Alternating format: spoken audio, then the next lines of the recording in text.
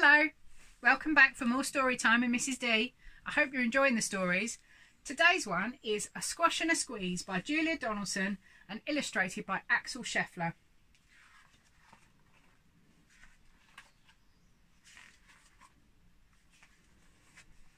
A little old lady lived all by herself, with a table and chairs and a jug on a shelf.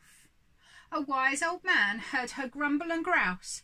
"There's not enough room in my house. Wise old man, won't you help me, please? My house is a squash and a squeeze." "Take in your hen," said the wise old man. "Take in my hen? What a curious plan." Well, the hen laid an egg on the fireside rug and flapped around the room, knocking over the jug.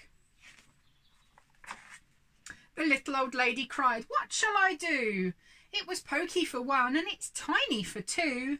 My nose has a tickle and there's no room to sneeze. My house is a squash and a squeeze." And she said, "Wise old man, won't you help me, please? My house is a squash and a squeeze." "Take in your goat," said the wise old man. "Take in my goat? What a curious plan." Well, the goat chewed the curtains and trod on the egg, then sat down to nibble the table leg. The little old lady cried, "Glory be! It was tiny for two and it's titchy for three. The hen pecks the goat and the goat's got fleas. My house is a squash and a squeeze." And she said, "Wise old man, won't you help me, please? My house is a squash and a squeeze."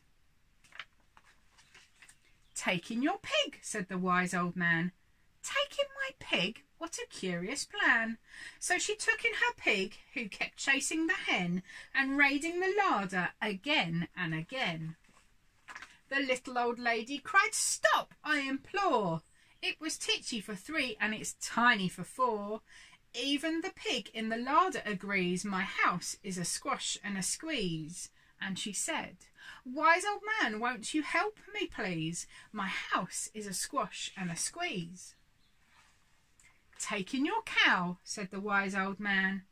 "Take in my cow? What a curious plan."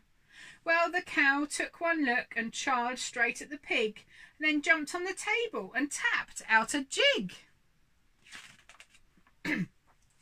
The little old lady cried, "Heavens alive! It was teeny for four and it's weeny for five. I'm tearing my hair out. I'm down on my knees. My house is a squash and a squeeze." And she said, "Wise old man, won't you help me, please? My house is a squash and a squeeze." "Take them all out," said the wise old man, "but then I'll be back where I first began." So she opened the window and out flew the hen. "That's better. At last I can sneeze again." She shooed out the goat and she shooed out the pig. She shoved out the pig. "My house is beginning to feel pretty big." She huffed and she puffed and she pushed out the cow. "Just look at my house. It's enormous now."